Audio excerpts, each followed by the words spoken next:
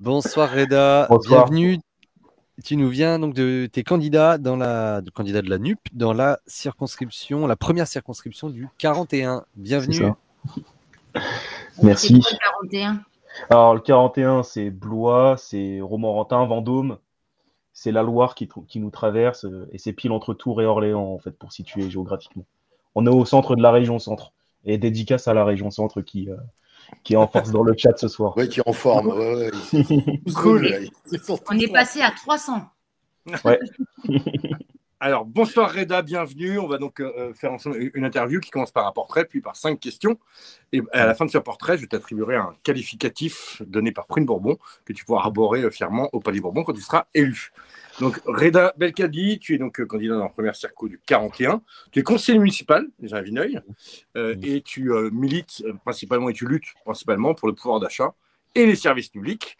Tu as 24 ans, tu es informaticien.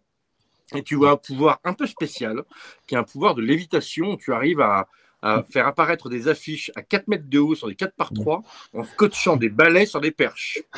Et au titre de ça, tu obtiens donc le qualificatif de député Weasley. Tu es aussi fan d'Harry Potter qui répare sa baguette avec du scotch également. Il y a toute ma collection alors qui quitte pas par là, sur la caméra. Ah, c'est dur de faire la météo, hein. On se moque des... C'est pas simple. Ça te va comme qualificatif? Ouais, c'est pas mes préférés, Weasley, mais ouais, je prends. Bon, j'avais hésité avec Moldu, mais bon. Non, bah non. Alors, première question, Reda, c'est la question honteuse. Tu te prépares à devenir député. Ouais.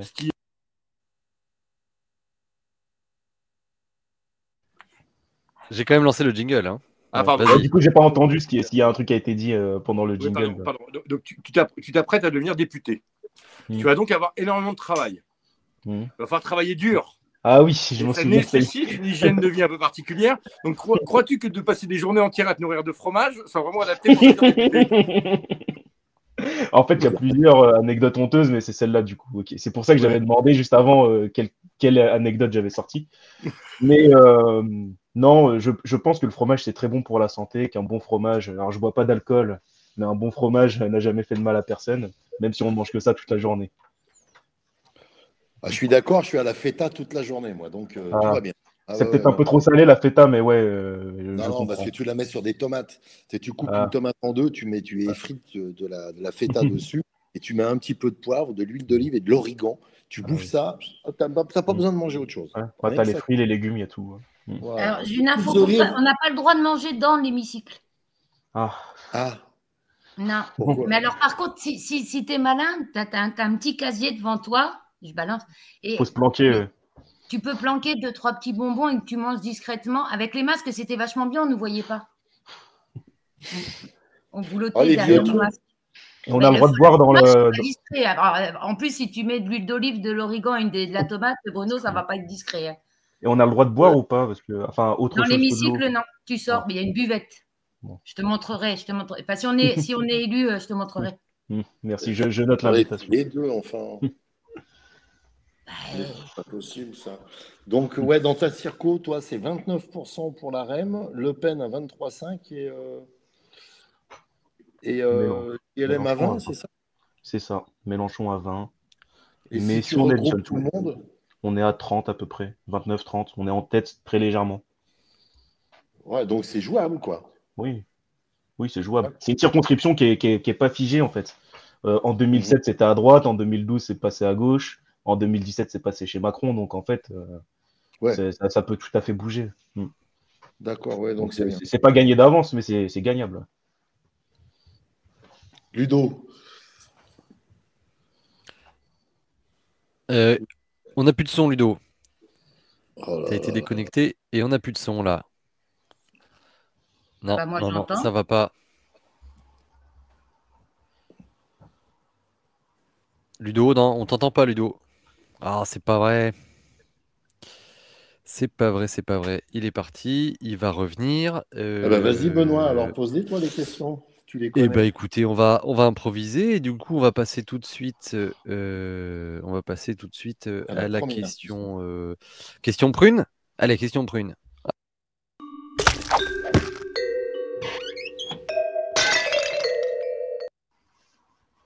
Alors, la question prune, c'est pour savoir à qui tu veux mettre des tartes, coller des tartes dans ta circonscription. C'est qui le sortant, c'est Alors, qui tes concurrents les plus, voilà, les plus directs, et puis surtout comment tu comptes t'y prendre pour les battre. alors, je suis pacifiste, mais voilà, des tartes Bien rhétoriques, sûr. on est d'accord.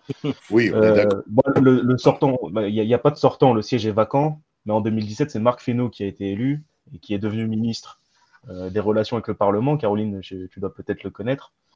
Et c'est Marc Fesneau donc, qui se représente en 2022, qui était, de ce que j'ai vu, pressenti pour être ministre de l'Agriculture. Et donc, c'est lui que j'estime dans la circonscription comptable du bilan de Macron. Donc, c'est là que, évidemment, j'ai envie d'axer la campagne. Parce que les gens qui ont vécu 5 années de Macron, il faut qu'ils comprennent que Marc Fesneau, c'est le bilan de Macron, quoi, tout simplement.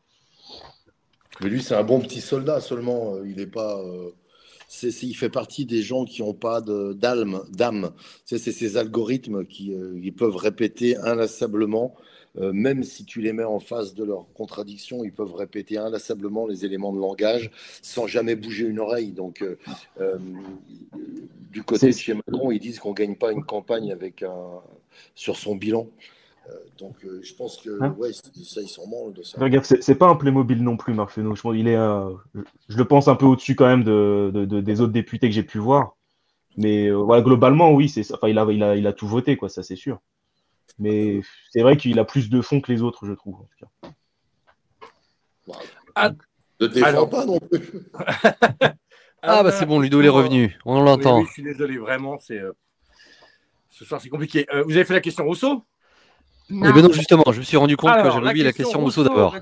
Sandrine Rousseau est venue dans cette émission. Elle nous a parlé du fait qu'elle allait faire des assemblées de circo pour demander aux gens dans sa circo ce qu'ils voulaient voir voter en priorité. Donc, on te retourne la question. Au vu de ta circo, c'est très important, c'est vraiment au vu de ta circo, d'après toi, quelle serait la première mesure à prendre pour répondre aux attentes de tes futurs administrés? Parce que tu vas devenir député, j'en suis sûr. Moi, ma circo, il y a un peu toute la France dedans. Il y a des quartiers populaires, il y a du centre-ville un peu bobo, on va dire, entre guillemets.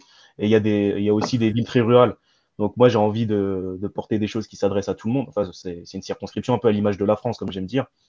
Donc la problématique qui concerne tout le monde, c'est celle évidemment du pouvoir d'achat. Alors après, il y a toujours un débat sémantique sur est-ce que le terme pouvoir d'achat, c'est quelque chose qui est c'est un mot que j'aime pas trop, mais c'est le terme qu'on utilise aujourd'hui. Et donc c'est vrai que les Français ont souffert ces derniers mois et ces dernières années. Et donc ça, c'est quelque chose qui parle aussi bien aux milieux très ruraux qu'aux quartiers populaires. La question des prix qui s'envolent, ça parle à tout le monde. Donc c'est le blocage des prix. Alors ça, c'est pas une loi, c'est un décret, mais ça, c'est quelque chose qui me tient à cœur. Le fait d'avoir le contrôle sur les prix en cas d'urgence, ce qui est en train de se faire en Espagne et au Portugal, je crois, ou en Italie, je sais plus il y a 2 pays qui ont mis ça en place. Voilà, donc c'est pas une loi, c'est un décret, mais tout ce qui va toucher à l'augmentation des salaires, mais pareil, le salaire, ça, c'est pas une loi, je crois. Donc en fait. Pour le SMIC, après, il y a une conférence des salaires après le SMIC, mais c'est le SMIC qui est le seul salaire ajustable par décret. Ok. C'est ça. Alors, Reda, c'est maintenant le moment où cette émission devient un centre de service pour toi. C'est la question Bourbon. Qu'est-ce qu'il te faut pour accéder au Palais Bourbon?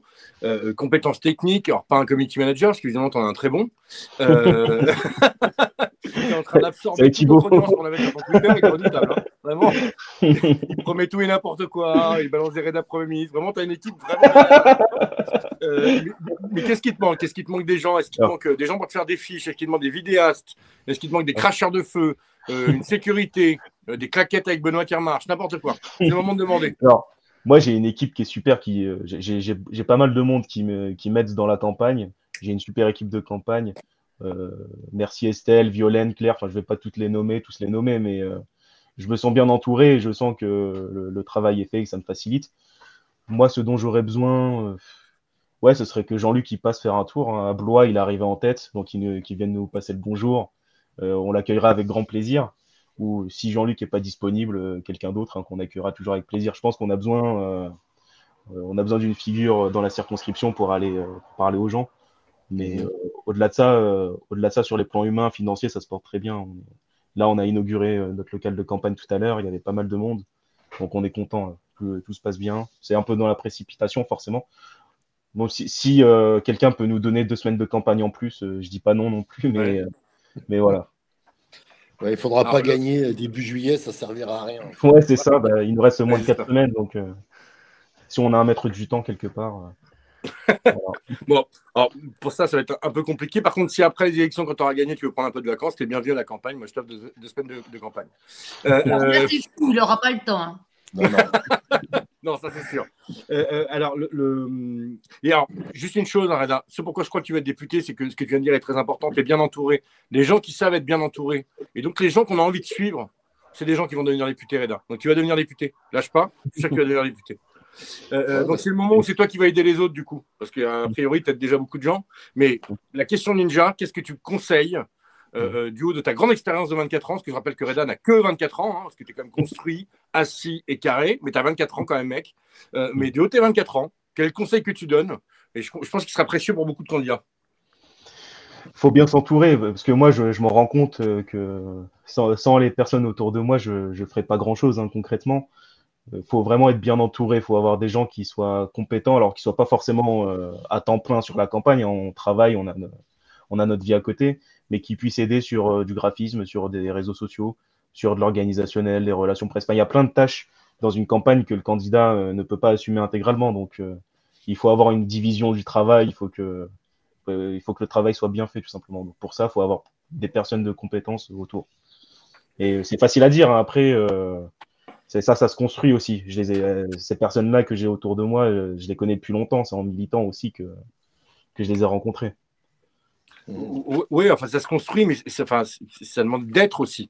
Et je crois que ce que tu es fait que tu as des gens derrière toi, aussi, Reda. Vraiment, sincèrement. Et d'ailleurs, on va t'envoyer Daniel Schinnerman, on va lui conseiller de venir te voir, ce qui fait un tour de France des députés. Et donc, on va dire de venir te voir, ainsi que Morgane. Il voulait plutôt des jeunes, il voulait des surprises possibles. Voilà, je pense qu'on a la nouvelle génération de députés, il va pouvoir la découvrir avant tout le monde. Et donc, on va te l'envoyer pour qu'il fasse un reportage sur ta campagne et ton équipe. Merci. Ferai gaffe, il confond auteur et humoriste, alors il peut peut-être confondre candidat. Et... Bon, il est que journaliste au départ, hein. Faut pas non plus lui en vouloir trop, mais quand même. Bon. Il m'a énervé, lui, mais il m'a énervé. Attends, t'as vu moi comme il m'a taclé quand même dans l'article sur la géographie. J'étais lessivé, je prenais un verre d'eau entre 2 sessions de débroussailleuse. Coup de fil de Daniel Schinnerman, j'étais au bout de ma vie. Et j'étais là, oui, elle est dans le Limousin, je crois, ou à côté de Clermont-Ferrand. Il fait ah, mais bravo! Bon, voilà. Donc, tu vois. D'ailleurs, il y a Azelma qui était dans le chat. Azelma, si tu as le lien, si tu veux te connecter en fin d'émission, tu es la bienvenue, bien entendu. Reda, merci. On va clipper tout ça. Merci à vous. On va filer ça à ton armée, parce que là, c'est plus une équipe, on appelle ça une armée. Hein.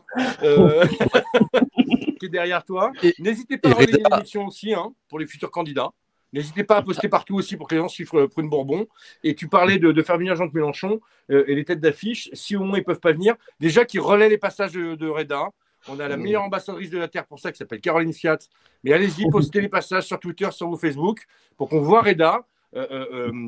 Alexis Corbert, si tu nous entends, tu as fait un pote à Blois. Donc poste et ça ferait une voix. Il est déjà venu, Alexis. Alexis est déjà venu quelques fois à Blois parce qu'il y a les rendez-vous de l'histoire. Et donc, je l'ai déjà vu 1 ou 2 fois à Blois.